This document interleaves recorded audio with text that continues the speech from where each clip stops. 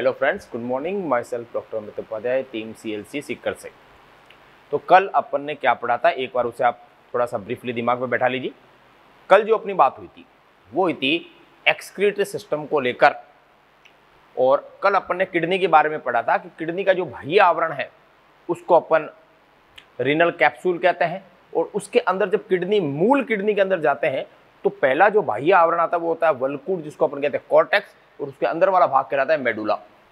फिर हमने देखा कि कॉर्टेक्स का कुछ भाग मेडुला में धस जाता है, उस कारण मेडुला भाग छोटे छोटे पिरामिड आकृति के पिंडों में विभक्त हो जाता है, जिसको अपन कहते हैं रीनल पिरामिड या मेडुलरी पिरामिड। और इन मेडुलरी पिरामिड के बीच की खाली जगह जहाँ कॉर्टेक्स उपस्थित होता है उसे अपन कहते हैं कॉलम ऑफ बर्टीनी। क्या कहते हैं? Column of बर्टीनी। ये अपनी बात हुई थी। फिर अपन ने बात की कि साहब कॉलम ऑफ बर्टीनी और पिरामिड, ये दो चीजें इंपॉर्टेंट होती है। तो पहला क्वेश्चन तो कॉलम ऑफ बर्टीनी से बन जाता है कि क्या होता है, वो आपको पता है। फिर अपन ने कहा था मेडुलरी पिरामिड जो है वो मेडुला आकृति यानी पिरामिड आकृति का होता है, और उसकी जो खुलने वाला भाग होता है उसको अपन कहते हैं रीनल पेपिला। और रीनल पेपिला जो खुलता है वो खुलता है माइनर कैलिक्स में, जिनकी संख्या 7 से 13 होती है, और वो खुलता है मेजर कैलिक्स में, जिसकी संख्या होती है 2 से 3। और मेजर कैलिक्स फाइनली यूरिन को लेकर, मूत्र को लेकर किस में खुल जाता है? रीनल पेल्विस में। ये अपनी बात हो चुकी थी। फिर अपन ने मेडुलरी पिरामिड का डायग्राम बनाया। आज अपन बात करेंगे मेडुलरी पिरामिड में नेफ्रॉन, जो किडनी की संरचनात्मक और क्रियात्मक इकाई है, वो किस तरह से व्यवस्थित होती है। कौन सी? मेडुलरी पिरामिड के अंदर। तो आज अपन बात करते हैं सबसे पहले नेफ्रॉन की, कि नेफ्रॉन क्या है और उसके कितने भाग होते हैं। फिर अपन बात करेंगे वो मेडुलरी पिरामिड में किस तरह से व्यवस्थित है। क्लियर? तो आज का हेडिंग लगाइए आप नेफ्रॉन।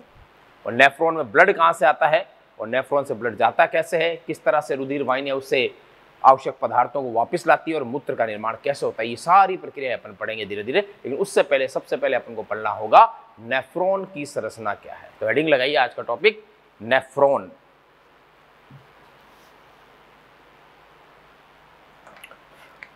आज का टॉपिक है अपना नेफ्रॉन।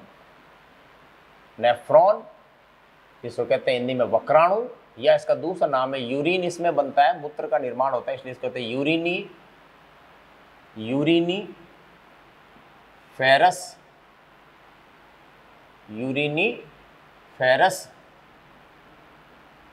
ट्यूब्यूल्स।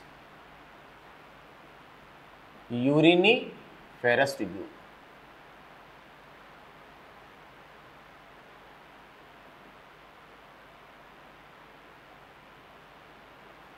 चलिए साहब, क्या नाम है? Urinary ferrous tubule.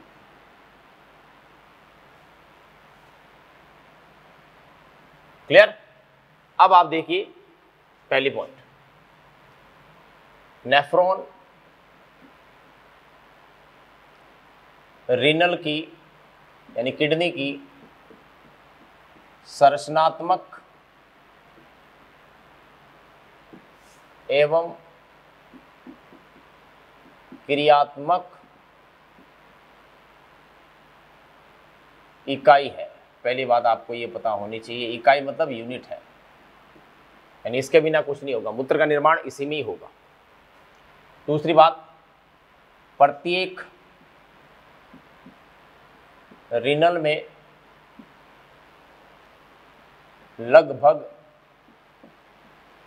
10 लाख, जिसको अपन कह सकते हैं 1 मिलियन, 1 मिलियन में 10 लाख होते हैं भाई, 10 लाख नेफ्रॉन पाए जाते हैं। एक किडनी की बात हो रही है, प्रत्येक का मतलब एक किडनी में नेफ्रॉन पाए जाते हैं। एक एक सबको ध्यान रखना भाई। क्लियर? नेक्स्ट, अगली बात, तो नेफ्रॉन है, नेफ्रॉन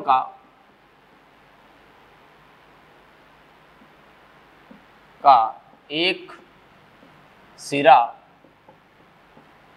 खुला तथा दूसरा सिरा बंद होता है। यानी एक सिरा खुला होगा और एक सिरा बंद होगा। नेफ्रॉन में ब्लड कहाँ से आता है?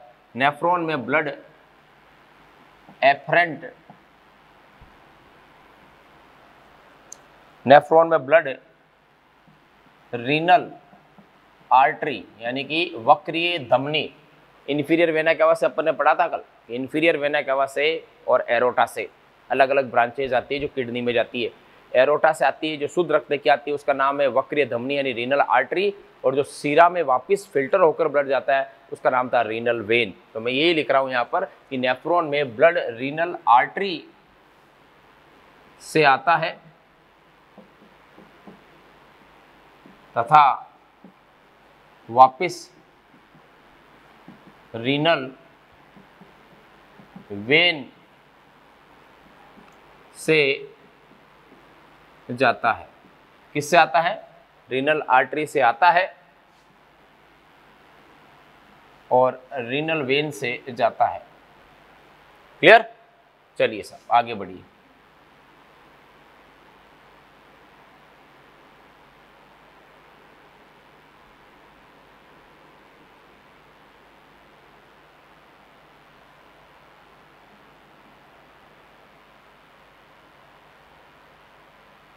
ओके, अब देखिए आप किस तरह से क्या संरचनाएं हैं।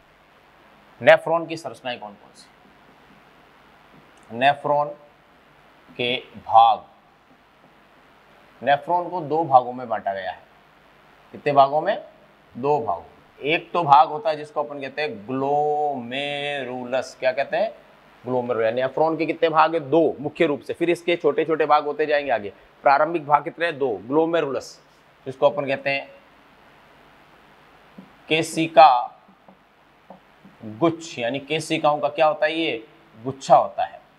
दूसरा होता है रीनल ट्यूब्यूल्स यानी कि वक्रीय नलिकाएं। ये दो भाग है साहब, ग्लोमेरुलस और रीनल ट्यूब्यूल। ग्लोमेरुलस का कोई आगे भाग नहीं है, रीनल ट्यूब्यूल के खूब सारे भाग हैं। क्या क्या है इसके अंदर? आपके एक तो आएगा बोमेन, बोमेन कैप्सूल, हिंदी में लिख दूंगा मैं साथ में, कोई दिक्कत नहीं है। इसको हिंदी में लिखते हैं बोमेन संपुटक, जो अभी अपन बात करेंगे, प्यालेनुमा होता है ना। दूसरा भाग होता है समीपस्थ, समीपस्थ कुंडलित, कुंडलित नलिका, समीपस्थ कुंडलित नलिका। अंग्रेजी में नाम याद रखना पड़ेगा आपको इसका। समीपस्थ को अपन कहते हैं प्रोक्सिमल। क्या कहते हैं? प्रोक्सिमल। और कुंडलित को कहते हैं कॉन्वुलेटेड, कोइल्ड, पूरी कुंडली बनी हुई सांप की तरह, कुंडलित यानी कॉन्वुलेटेड। और नलिका को कहते हैं ट्यूब्यूल। अब अपन इसको शॉर्ट में बोलेंगे पीसीटी। क्या बोलेंगे? पीसीटी, समीपस्थ कुंडलित नलिका को अंग्रेजी में क्या बोलेंगे? Proximal convoluted tubule. लेकिन आपको अब याद क्या रखना है? पीसीटी, क्योंकि बार बार पूरा नाम नहीं लिखा जाएगा बड़ा। दूसरा है वो भाग है हेनले का लूप। किसका लूप? हेनले का लूप, यानी कि loop, loop of Henle. Correct. और इस हेनले के लूप के भी भाग होते हैं। इस हेनले के लूप के कौन कौन से भाग है देखो आप। एक तो होता है नीचे की तरफ आता है, उसको अपन कहते हैं डिसेंडिंग, ऊपर से नीचे की ओर आएगा। अभी मैं डायग्राम बनाऊंगा, अभी नाम लिख रहा हूँ, डिसेंडिंग। और एक होता है एसेंडिंग यानी ऊपर की ओर। एक है आरोही और एक है अवरोही। डिसेंडिंग का मतलब नीचे की ओर, एसेंडिंग का मतलब ऊपर की ओर। जो हेनले का लूप है वो यू आकार का होता है। ऐसा मैं बना देता हूँ, आप देखो, ये यू आकार का होता है इस तरह से, ये यू आकार का। तो ये जो नीचे की ओर आ रहा है ये तो है डिसेंडिंग, और जो ऊपर की ओर जा रहा है ये है एसेंडिंग, यानी ये तो नीचे की ओर आ रहा है, तो ये तो हो गया आरोही और ये हो गया अवरोही। बोले तो डिसेंडिंग नीचे की ओर आना, एसेंडिंग ऊपर, यू आकार का होता है। और तीसरा भाग जो होता है वो होता है समीपस्थ की जगह क्या आ जाएगा? दूरस्थ, दूरस्थ कुंडलित नलिका वो थी समीपस्थ पहली वाली, ये थोड़ी नेफ्रॉन से यानी बोमेन संपुटक से दूर होती है, डायग्राम में बात करेंगे तो नाम रख दिया इसका दूरस्थ कुंडलित नलिका। इंग्लिश में क्या बोलोगे? दूरस्थ को डिस्टल, दूरस्थ कुंडलित नलिका, डिस्टल कॉन्वुलेटेड ट्यूब्यूल्स बोले तो DCT। क्या बोलोगे? DCT। वो क्या था? PCT। ये है DCT। ये आपके अंदर किस के भाग आ गए? Renal tubule. ग्लोमेरुलस में कुछ नहीं होता है, ग्लोमेरुलस तो कुछ नहीं है, सिंपल सा है कि यह रुधिर यानी ब्लड केशिकाओं, जो केस के समान होती है, केशिकाओं जिसको अपन कहते हैं ब्लड, केशिकाओं को क्या कहते हैं? एंड में सर्कुलेटरी पढ़ा अपन ने, कैपिलरीज। ब्लड कैपिलरीज का क्या होता है? गुच्छा होता है, गुच्छा होता है जिसमें से रक्त यानी ब्लड छनकर नेफ्रॉन में आता है, नेफ्रॉन में आता है। ये थ्योरेटिकल बातें लिखो, फिर मैं बनाता हूँ डायग्राम। अब आपको नेफ्रॉन के भाग पूछे तो कितने बताओगे? 2 है। कौन कौन से? ग्लोमेरुलस के अंदर केवल क्या आता है? एक ही भाग है ग्लोमेरुलस। लेकिन रीनल ट्यूब्यूल में कितने भाग होते हैं? देखो, आप मैं नंबर लिख देता हूँ, 1 2 3 और ये 4 भाग आते हैं, ध्यान रखना। 4 भाग आते हैं किसके? रीनल के। ये 4 हैं, 10 समझ लेना इसको। क्लियर? ये लिखिए आप सारी बातें थ्योरेटिकल वाली, फिर अपन बात करते हैं इसकी डिटेल में, चलते हैं डायग्राम बनाकर, फिर समझ में आएगा। ऐसे तो केवल बातें समझ में नहीं आई। लिखिए फटाफट।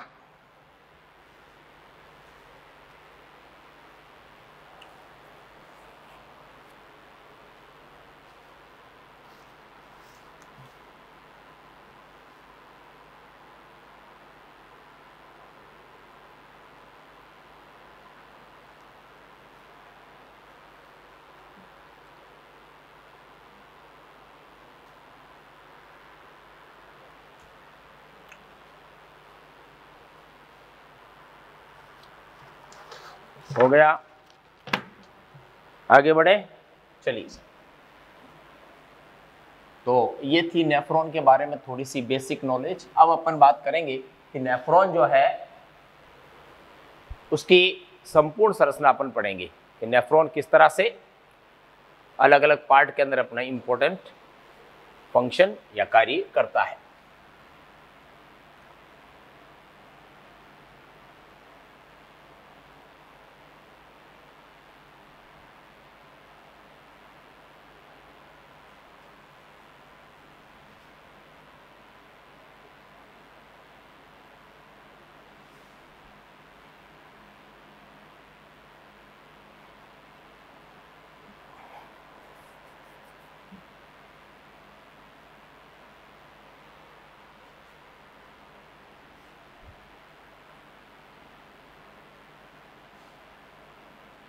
तो हेनले के लूप के देख लिया आपने, 2 भाग है, एक आरोही है एक अवरोही है, जिसको इंग्लिश में अपन कहते हैं असेंडिंग और डिसेंडिंग।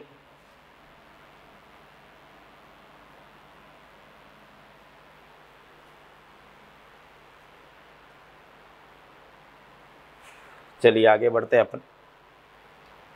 हम पढ़ रहे हैं, उस टॉपिक का नाम है नेफ्रॉन।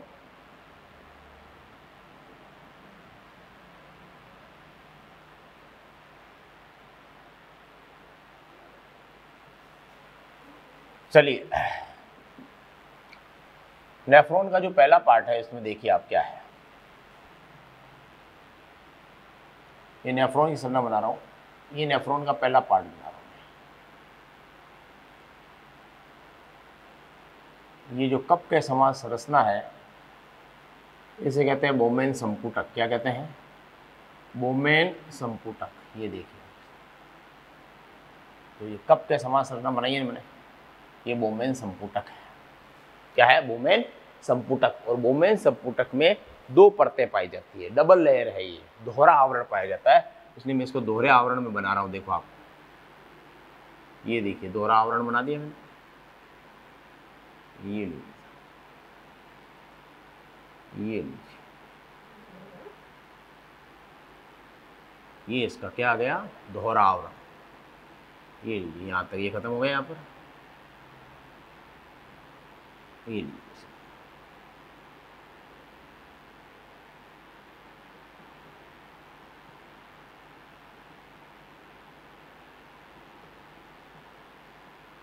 ये आ गया पहला पार्ट। कौन सा, वोमेन्स क्या भाई, संपुटक बोले तो कैप्सूल। क्लियर। और इसके बाद में यहाँ से शुरू होता है इस तरह से, एक दो कुंडलन बनाने आपको। ये देखिए, एक ये दो कुंडलन बनाने। ये जो कुंडलित भाग बना है, ये वाला जो प्रथम कुंडलन है, इस पूरे भाग को अपन बोलेंगे समीपस्थ कुंडलित नलिका, जिसको अपन अपने शॉर्ट में लिखा था, याद करो, पीसीटी। समीपस्थ कुंडलित नलिका को शॉर्ट में क्या लिखा था, पीसीटी। कोई मेरी ये पीसीटी आ गई। अब यहाँ से नीचे की ओर शुरू हो जाएगा आपके कौन, हेनले का लूप। ये लीजिए सब, ये हेनले का लूप। अब हेनले का लूप देखो, ये दो तरह का होता है। एक होता है ऊपर वाला भाग तो होता है मोटा, ज्यादा चौड़ा होता है, और नीचे वाला भाग पतला होता है। ये देखिए,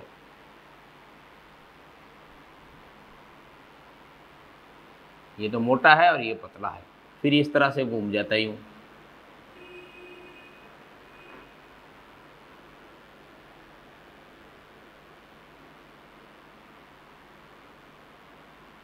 ये लीजिए, घूम गया।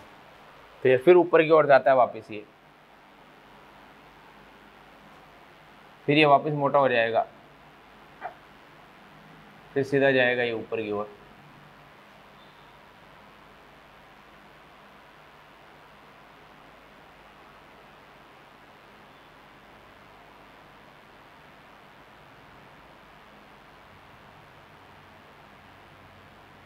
इसके बराबर लाना है, इसके बराबर ले आए अपन। ये लीजिए, इसके बराबर आ गया। अब ये जाकर वापस ऊपर जाके फिर घूम जाएगा ऐसे। तो ये लीजिए,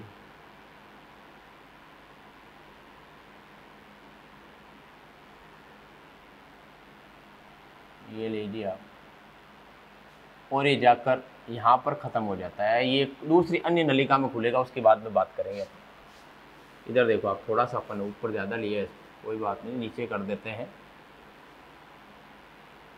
तो इसके बराबर आना चाहिए, यहाँ तक, यहाँ तक, यहाँ तक। ये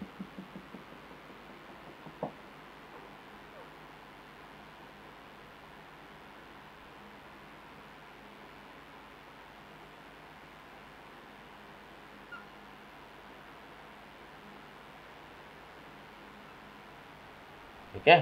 और ये घुमा हुआ भाग जो आप देख रहे हो, इसे बोलते हैं डीसीटी। क्लियर। अब देखो आप, ये हो गया एक पहला भाग वोमेन संपुटक, दूसरा हो गया पीसीटी, तीसरा हेनले का लूप जो यू आकार का है। ये डॉट डॉट क्यों बनाया मैंने पता है आपको, इसलिए बनाया कि ऊपर वाला भाग तो होता है कौन सा, कॉर्टेक्स। कौन सा होता है, वल्कूट। और इस डॉट डॉट के नीचे वाला होता है आपके कौन, मेडुला। कौन होता है, मेडुला, जिसको अपन कहते हैं मध्यांश। ये लीजिए, ये कॉर्टेक्स है और मेडुला। यानी हेनले का लूप किस में पाया जाता है, मेडुला में पाया जाता है। बाकी सारे भाग, चाहे वोमेन संपुटक हो, चाहे पीसीटी हो, चाहे डीसीटी हो, ये सारे कहाँ पाए जाएंगे, कॉर्टेक्स में, ध्यान रखिएगा। और केवल हेनले का लूप। अब ये हेनले का लूप का प्रथम भाग है। देखो आप, ये नीचे की ओर आ रहा है ना, ये नीचे आ रहा है, तो इधर से रक्त छन के आएगा, तो इधर से घूमता हुआ इधर आएगा, फिर इधर आएगा, फिर ऐसे जाएगा, और इस तरह से ये बढ़ेगा। तो ये नीचे की ओर आ रहा है, इसको अपन कह रहे हैं हेनले के लूप का डिसेंडिंग पार्ट। नीचे की ओर जा रहा है, ऊपर से नीचे की ओर, और ये जा रहा है नीचे से ऊपर की ओर, तो ये हो जाएगा एसेंडिंग। एसेंडिंग का मतलब ऊपर की ओर जाना। तो अब देखो, ये तो हो गया कौन सा, हेनले के लूप का डिसेंडिंग पार्ट। कौन सा, डिसेंडिंग। डिसेंडिंग का मतलब नीचे, हिंदी में लिखना है इसको, गलती हो जाती है आरोही और अवरोही के चक्कर में। डिसेंडिंग का मतलब नीचे, डिसेंड, डिक्रीज। ये असेंडिंग मतलब ऊपर की ओर, डिसेंडिंग पार्ट। अब इसमें दो तरह के पार्ट है। ये वाला मोटा है ना, तो ये तो हो गया, मोटे को क्या बोलोगे, थिक, नहीं मोटा। ये पतला है, तो ये बोलोगे क्या, थिन। यानी हेनले के डिसेंडिंग के कितने पार्ट हो गए, दो। एक तो हो गया कौन सा, थिक, और एक हो गया थिन। ऊपर वाला मोटा है, नीचे वाला पतला है। मोटे वाले को क्या बोलोगे, थिक, पतले वाले को क्या बोलोगे, थिन। ये हो गया हेनले के लूप का पहला भाग। अब इधर ये तो लूप है, नीचे कोई मतलब नहीं है। अब वापिस ऊपर जा रहा है, इधर क्या लिखोगे, हेनले के लूप का कौन सा भाग है ये? एसेंडिंग। एसेंडिंग यानी ऊपर की ओर, नीचे से ऊपर की ओर, यानी उसके विपरीत हो गए अपने, डिसेंडिंग पार्ट। इसमें भी वही है, ये वाला कौन सा है? मोटा है। मोटे को अपन क्या कहते हैं? थिक। पतले को क्या कहते हैं अपन? थिन। सेम कहानी है, ये मोटा, ये पतला, ये पतला, ये मोटा, करेक्ट। अब आप देखिए आगे डीसीटी है। अब ये जो नलिका है ये आगे जाकर किसी अन्य नलिका में खुलती है, जो नेफ्रॉन का भाग, इस नेफ्रॉन का भाग नहीं है, इसमें जो 1 लाख अपने 10 लाख नेफ्रॉन लिखे हैं वो जाकर इसमें खुलना शुरू हो जाएंगे। ये देखिए आप, ये नलिका जिसमें सारे डीसीटी, ये तो अपन ने एक ही नेफ्रॉन की बात की है, कितने हैं? एक किडनी में 10 लाख नेफ्रॉन ऐसी नलिकाओं में खुलेंगे। तो ऐसे मैं बना देता हूँ, देखो इधर कोई नेफ्रॉन और डीसीटी खुल गई, इधर भी डीसीटी खुल गई, मान लो इधर भी कोई डीसीटी खुल गई। ये जो नलिका है जिसमें ये सब खुल रहे हैं, इससे अपन कहते हैं कलेक्टिंग डक्ट। क्या कहते हैं? कलेक्टिंग डक्ट, यानी हिंदी में कहते हैं संग्राहक।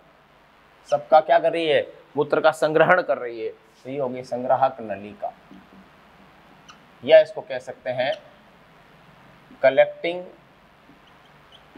ट्यूब्यूल। क्या कह सकते हैं? Collecting tubule. ट्यूब्यूल क्यों? चाहे डक्ट को बात है, इसको शॉर्ट में कहते हैं सीडी, या इसको शॉर्ट में कहते हैं सीटी।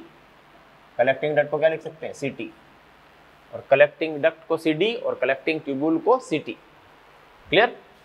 और इस तरह से खूब सारी इसमें डीसीटी खुलेगी, तो अंत में से कहेंगे डक्ट ऑफ बेलिनी। क्या बोलेंगे? Duct of Bellini. ध्यान रखिएगा, संग्रह नलिका जब खूब सारी मिलती है तो क्या बन जाती है? डक्ट ऑफ बेलिनी, यानी बेलिनी की नलिका। वैज्ञानिक का नाम है बेलिनी। और ये जो बेलिनी की नलिका है ये जाकर खुलती है किसमें? ये है खुलती है रीनल पेपिला में। किसमें? Renal papilla. कल अपन ने बात की थी, आज अभी डायग्राम से बताऊंगा मैं। रीनल पेपिला में खुलती है, डायग्राम आ जाएगा, देखो कैसे होती है, खुलती है। अब आप देखिए हेलने के लूप के मैंने आपको सारे पार्ट बता दिए हैं। ये वाले कौन से? रीनल ट्यूब्यूल वाला हो गया, देखो बोमेन संपुटक आ गया, पीसीटी, डीसीटी, हेलने लूप, ये हेलने का रूप आ गया। क्लियर? ये डीसीटी आ गया, चौथा भाग। तीसरा कौन सा हो गया आपके? हेलने का लूप। हेलने के लूप के 2 पार्ट, एक ये और एक ये, एक असेंडिंग और एक डिसेंडिंग। क्लियर? अब देखिए आप,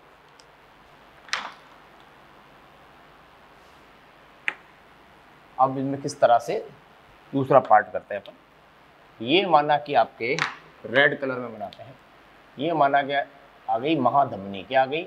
महाधमनी। ये लीजिए, ये आ गई महाधमनी, जिसको अपन कहते हैं एरोटा, बोले तो महाधमनी। शुद्ध रक्त लेके आती है हृदय से। क्लियर? ये लेके आ रही है शुद्ध रक्त। यहाँ से एक शाखा निकलती है जिसको अपन कहते हैं रीनल आर्टरी। याद करो, क्या कहते हैं? Renal artery. देखो शॉर्ट में लिखा था आर है, कल लिखा था रीनल आर्टरी। ये रीनल आर्टरी आकर यहाँ पर खूब सारी छोटी छोटी धमनियों में विभक्त हो जाएगी। क्यों हो जाएगी? क्योंकि इसको किडनी के अंदर लगभग 10 लाख नेफ्रॉन को ब्लड देना है, तो 10 लाख शाखाएं निकलेगी इस रीनल आर्टरी से। ध्यान रखिएगा, कितनी? 10 लाख शाखाएं। इनमें से माना कि एक शाखा निकल कर आ गई यहाँ पर, इस नेफ्रॉन को दे रही है। क्लियर? इसका नाम हो जाएगा एफरेंट। क्या नाम हो जाएगा? एफरेंट। अंग्रेजी में याद रखना है इसको। धमनी के आगे वाला एंड होता है आर्टेरियोल। क्या कहते हैं? आर्टेरियोल। एफरेंट आर्टेरियोल, शॉर्ट में लिखेंगे AA। यानी कि रीनल आर्टरी की एक शाखा ऐसी जो अपन ने लिखा है एफरेंट आर्टेरियोल, ऐसी टोटल शाखाएं कितनी बनती है? एक किडनी में कितने नेफ्रॉन? 10 लाख। 10 लाख शाखाएं यानी ब्रांचेज यहाँ से निकलेगी और एक एक नेफ्रॉन को सप्लाई करेगी। किसके लिए? ताकि ब्लड इसमें जो आ रहा है उसको फिल्टर कर दिया जाए। फिल्टर करने का काम किसका है? अपने किडनी का है। क्लियर? चलिए साहब, तो ये आ गई कौन? Efferent artery. याद रखना, इंग्लिश में याद रखना, एफरेंट आर्टेरियोल। ये एफरेंट आर्टेरियोल आकर यहाँ पर छोटी छोटी केशिकाओं में विभक्त हो जाएगी और केशिकाओं का एक क्या बन जाएगा? पूरा गुच्छा बन जाएगा। ये लीजिए साहब, ये गुच्छा बन गया और यहाँ से वापस ये निकल जाएगी। ये लीजिए, ये वापस निकल गई। जो वापस निकल रही है ना, इसका नाम हो जाएगा इफरेंट आर्टेरियोल। देखो ये ए से शुरू है, ई से शुरू है, इसका नाम हो जाएगा इफरेंट। इफरेंट का मतलब एग्जिट, आर्टेरियोल, आर्टेरियोल हमने पढ़ा है सर्कुलेटरी सिस्टम में कि आर्टरी होती है, उसमें बड़ी आर्टरी होती है, उसमें छोटी आर्टरी होती है, फिर आर्टेरियोल होता है, मेटा आर्टेरियोल होता है, और लास्ट में कैपिलरीज बनती है। तो ये जो गुच्छा बना है ये वाला, ये किसका गुच्छा बना पता आपको? ये है कैपिलरी यानी कि केशिकाओं का, कैपिलरीज का गुच्छा है यानी मंडल है। इसे क्या बोलोगे? इसे कहते हैं ग्लोमेरुलस। क्या बोलते हैं? ग्लोमेरुलस। तो आपको ध्यान रखना है ग्लोमेरुलस किसे कहते हैं कि जो केशिकाओं का गुच्छा है इसे कहते हैं ग्लोमेरुलस। अब आप देखिए ये जो यहाँ पर निकली है इसको आपने लिख दिया ई ए, ये तो है इफरेंट आर्टिकल। ये क्या थी? ए, क्या थी? एफरेंट। इसका जो व्यास है वो ज़्यादा होता है, ध्यान रखना व्यास ज़्यादा होता है क्योंकि ब्लड ज़्यादा आएगा इसमें और यहाँ से ब्लड कम जाएगा, तो इफरेंट का व्यास क्या होगा? कम होगा। ध्यान रखना, अगर जितना आया उतना चला गया तो फिर तो फिल्टर ही नहीं होगा, है ना। तो आता ज़्यादा है, जाता कम है, और यहाँ से जो फिल्टर होकर आएगा ये आपको आ जाएगा किसके? ये हो गया फिल्टर। इससे छनकर आता है किसके अंदर? ये नेफ्रॉन के अंदर। किससे? और फिर ये आगे चला जाता है, यूँ आगे चला जाता। खूब सारी प्रक्रियाएं होती है, अपन आगे पढ़ेंगे। इस प्रक्रियाओं के फलस्वरूप अंत में इसका क्या बन जाता है आपका? ये इस तरह से आकर एंड में क्या बन जाता है? इसका मूत्र बन जाता है। इस तरह से कार्यक्रम चलता है। अब अगली बात, ये जो एफरेंट निकली है ना यहाँ से, ये यहाँ पर नहीं रुकती है, ये आगे चलती जाती है। ये इफरेंट है वो इस तरह से आगे चलती जाएगी। ये क्या करेगी? यहाँ पर एक गुच्छा बनाएगी ऐसे, इस तरह से। ये देखो रुधिर केशिकाओं का गुच्छा बनाएगी। ये गुच्छा वापस इसमें चला जाएगा, यानी पीसीटी में, पीसीटी के चारों ओर रुधिर केशिकाओं का क्या बन जाएगा? गुच्छा। फिर ये जाकर चारों ओर किसके चारों ओर गुच्छा बनाएगी? ये लीजिए, इसके चारों ओर गुच्छा बना दिया इसने, डीसीटी। ये रुधिर केशिकाओं का गुच्छा है क्योंकि आवश्यक पदार्थों को वापस लेके आता है। यहाँ पर जितना फिल्टर हुआ वो सारा का सारा मूत्र तो नहीं जाएगा ना, उसमें कुछ काम की चीजें होगी, उनको वापस क्या कर लिया जाता है? पुनरा अवशोषित कर लिया जाता है, वापस रीअब्जॉर्ब कर लिया जाता है। ये चीज काम की है। मान लो कि अंदर एमिनो एसिड फिल्टर होता ही नहीं है, फॉर एग्जाम्पल ग्लूकोज फिल्टर होकर आ गया तो ग्लूकोज को वापस लाना पड़ेगा। सोडियम काम का है तो सोडियम को वापस लाना पड़ेगा। जो भी फिल्टर होगा वो चीजें जो जरूरत है उनको वापस लिया जाएगा, जो जरूरत नहीं होगी उसको वापस भेज दिया जाएगा। तो ये जो देखो आप जाल बन गए यहाँ पर, किसके चारों ओर? पीसीटी के चारों ओर और डीसीटी के चारों। इस जाल को अपन कहते हैं परिकेशिकीय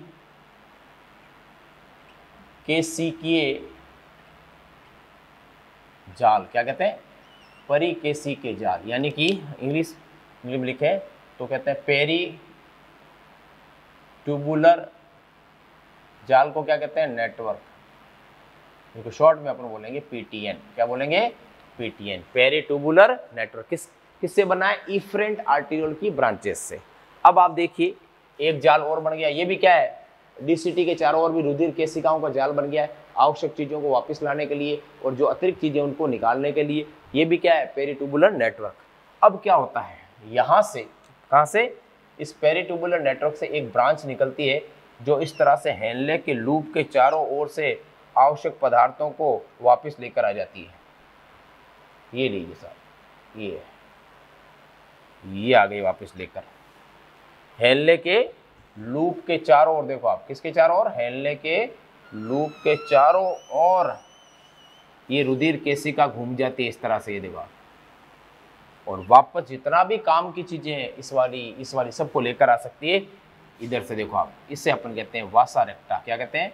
वासा रेक्टा। ये क्या है? वासा रेक्टा। और फिर मैं बना देता हूँ यहाँ पर कौन सी, जो इसमें अशुद्ध रुधिर आता है उसका नाम क्या था? इंफीरियर। याद करो, कल बताया था इंफीरियर वेना केवा। और ये वापस ब्लड इसके अंदर आ जाएगा और यहाँ से वापस किस में चला जाएगा? हृदय में चला जाएगा। यानी जो मूत्र था वो तो निकल गया, आवश्यक चीजों का वापस कौन कौन लेके आ गया? एक तो पेरीट्यूबुलर नेटवर्क, देखो इस तरफ भी है और इस तरफ, दोनों तरफ तीर लगा रहा हूं मैं। ये भी पेरीट्यूबुलर नेटवर्क है, ये भी पेरी, यानी पीसीटी और डीसीटी के चारों ओर पाया जाने वाला रुधिर केशिकाओं का जो जाल है उसे क्या बोलेंगे अपन? Peritubular network. और जो हेनले के लूप के चारों ओर यू आकार का जो हेनले का लूप है उसके चारों ओर जो पाया जाता है रुधिर केशिकाओं का, इसे अपन बोलेंगे वासा रेक्टा। क्लियर? ये आप लिखिए, फिर मैं आपको थ्योरेटिकल बातें सारी लिखा देता हूँ। फटाफट ये डायग्राम बनाइए आप।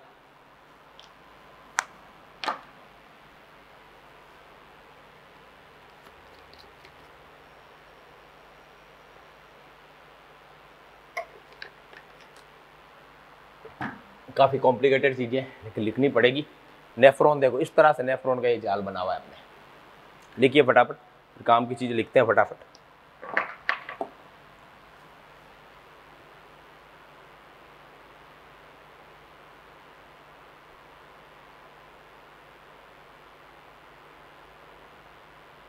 परिकेसी के जाल, पेरीट्यूबुलर नेटवर्क, पीसीटी और डीसीटी के चारों। इसका व्यास ज़्यादा है, उसका व्यास कम है। हो गया? चलिए साहब, अब अपन लिखते हैं कुछ थ्योरेटिकल बातें।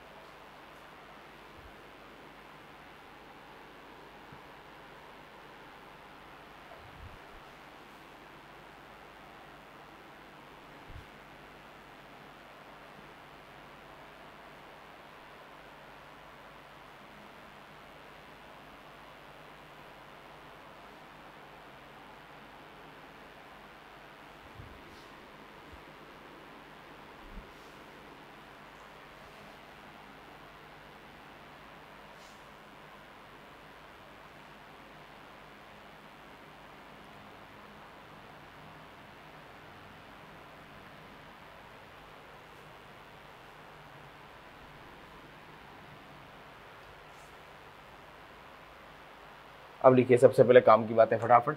पहला पॉइंट हम पढ़ क्या रहे हैं? नेफ्रॉन। क्या पढ़ रहे हैं? नेफ्रॉन। पहला पॉइंट, ग्लोमेरुलस का निर्माण, ग्लोमेरुलस का निर्माण रीनल आर्टरी यानी कि वक्रीय धमनी, वही तो निकल कर आती है, रीनल आर्टरी से आने वाली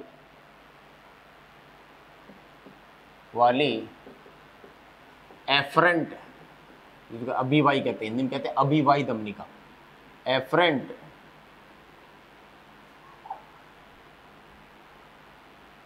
आर्टेरियोल से निकलने वाली ब्लड यानी रुधिर केशिकाएं कैपिलरीज करती है इसे कौन करती है? एफरेंट आर्टेरियोल से आने वाली केशिकाएं करती है। इधर देखो डायग्राम, ये अपन ने बना दिया, माना कि बोमेन कैप्सूल, करेक्ट। इधर से ये एफरेंट आ रही है, यहाँ पर क्या कर गया? रुधिर केशिकाओं का गुच्छा। ये तो हो गई एफरेंट आर्टेरियोल अभिवाही धमनी, और ये अपवाही धमनी, ये हो गई इफरेंट आर्टेरियोल ई ए। ये तो आने वाली तो है ए ए, जाने वाली ई ए। ये बन गया क्या? आपके बीच में कौन बन गया? ग्लोमेरुलस। जीएल बोले तो ग्लोमेरुलस। तो ग्लोमेरुलस का निर्माण इसने किया है। एफरेंट आर्टेरियोल का व्यास, ये क्वेश्चन आता है, ध्यान रखना भाई, और इंपॉर्टेंट, क्यों लगा दिया मैंने? एफरेंट आर्टेरियोल का व्यास यानी डायामीटर, व्यास इफरेंट आर्टेरियोल के व्यास से क्या होता है? ज्यादा होता है।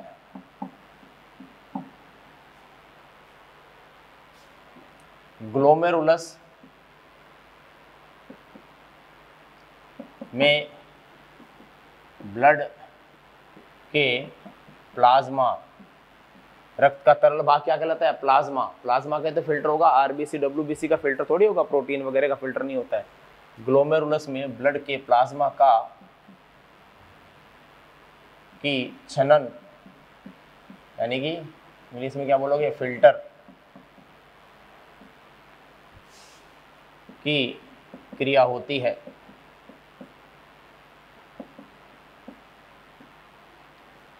ये फिल्टर होकर इसमें आ जाएगा। ग्लोमेरुलस से फिल्टर होकर, ग्लोमेरुलस से फिल्टर होकर पदार्थ कहाँ आएगा? ग्लोमेरुलस से फिल्टर होकर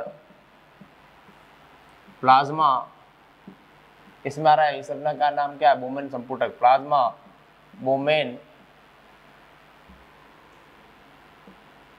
बोमेन्स कैप्सूल या संपुटक में ग्लोमेरुल से फिल्टर होकर प्लाज्मा बोमेन संपुटक में आता है। नेक्स्ट, इफरेंट आर्टीरियोल से रुधिर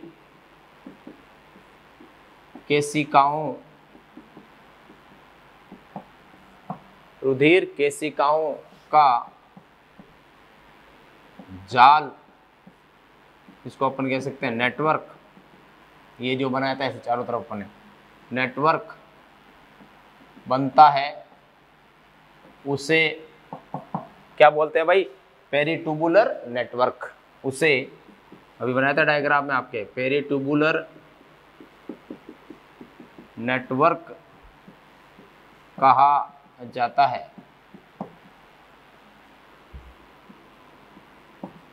जो पीसीटी तथा डीसीटी के चारों ओर होता है। ध्यान रखना भाई, इसके चारों ओर होता है पीसीटी और डीसी, डायग्राम में सब बता रखा है मैंने। नेक्स्ट, पेरिटुबुलर यानी परिकेशिके, पेरिटुबुलर नेटवर्क का मतलब परिकेशिके जाल, पेरिटुबुलर नेटवर्क से एक शाखा यानी ब्रांच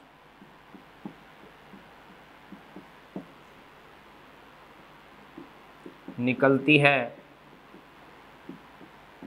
जो एक शाखा निकली थी यार करो, हेलने के लूप के चारों ओर एक आवरण बनाया था, उसका नाम आपने क्या रखा था, वासा रेक्टा। निकलती है जो हेलने के लूप के चारों ओर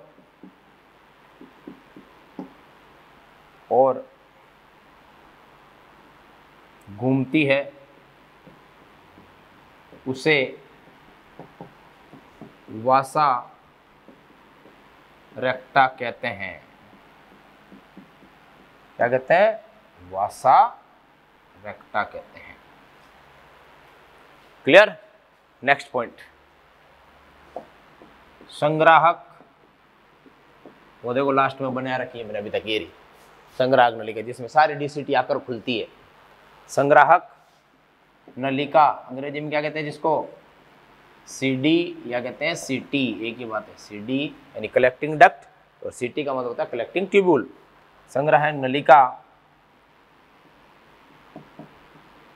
नेफ्रॉन का भाग यानी वक्राणु का भाग नहीं है। क्लियर। आज अपन ने बात की है नेफ्रॉन की, संग्राहक नलिका का भाग नहीं। आज नेफ्रॉन पढ़ा है अपन ने, ये लिखिए, फिर अपन कुछ एक बात और पढ़ लेते हैं, फिर आगे बढ़ते हैं।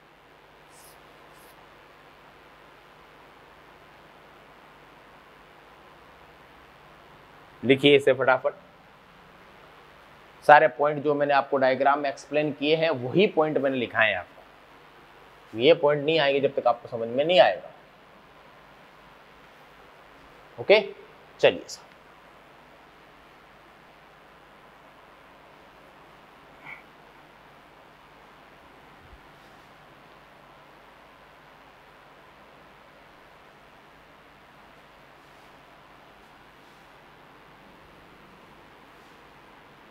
टॉपिक शुरुआत में थोड़ा सा कॉम्प्लिकेटेड है, लेकिन आगे बहुत सिंपल है। कुछ नहीं है, नेफ्रॉन के अंदर ब्लड आता है और वापस जाता है, जाती है तो उससे दो शाखाएं निकलती है, एक पीसीटी और डीसीटी के चारों ओर होती है, उसको अपन पेरिटुबुलर नेटवर्क बोल देते हैं ना। बहुत सिंपल सी बात है, ज़्यादा कोई घबराने की जरूरत नहीं है, इजी चैप्टर है ये। थोड़ा सा रुको, सब क्लियर हो जाएगा। जो जो अपन चैप्टर को आगे बढ़ेंगे तब सारे कॉन्सेप्ट क्लियर होते जाएंगे धीरे धीरे। अभी किताब नहीं पढ़नी, जो मैं बता रहा हूँ आपको वही पढ़ना है। चलिए साहब आगे देखिए आप। अब एक चीज और है,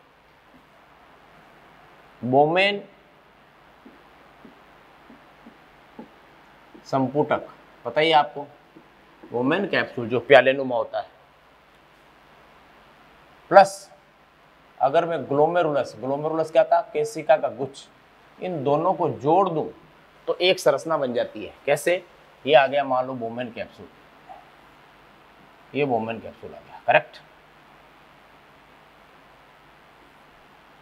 ये बोमेन कैप्सूल आ गया और अंदर ही आती है ब्लड वेसल। एक मिनट, अंदर आ गई है ब्लड वेसल, ये लीजिए, ये हो गई। ये आने वाली कौन सी है? एफरेंट आर्टेरियोल, जाने वाली कौन सी है? Efferent arteriole. और ये बीच में क्या आ गया? ग्लोमेरुलस। ये क्या आ गया आपके? Glomerulus, correct. अगर ये बोमेन कैप्सूल है, ये क्या आ गया? बोमेन कैप्सूल, बोमेन संपुटक, क्लियर। अगर मैं इन दोनों को, किसको?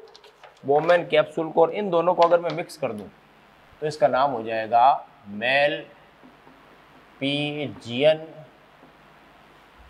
कॉर्पस्कल। क्या नाम हो जाएगा? मेलपिजियन कॉर्पस्कल्स, या इसको आप कह सकते हो रीनल कॉर्पस्कल। तो ध्यान रखना, ये इंपॉर्टेंट क्वेश्चन है कि इन दोनों को मिक्स करने पर क्या कहेंगे? इन दोनों को मिक्स कर दिया अपन ने, इन दोनों को मिक्स कर दिया, बीच में प्लस का साइन है, किसको? ग्लोमेरुलस को और बोमेन कैप्सूल को। अब संयुक्त संरचना को आप क्या बोलोगे? मेलपिजियन कॉर्पस्कल्स या रीनल कॉर्पस्कल, क्लियर। चलिए राइस, ये अपने हो गई किसकी? आज की बात। कल हम बात करेंगे कि टाइप ऑफ नेफ्रॉन और मेडुलरी पिरामिड में किस तरह से नेफ्रॉन व्यवस्थित होता है। Okay, take care of yourself, मिलते हैं कल वापस अपन।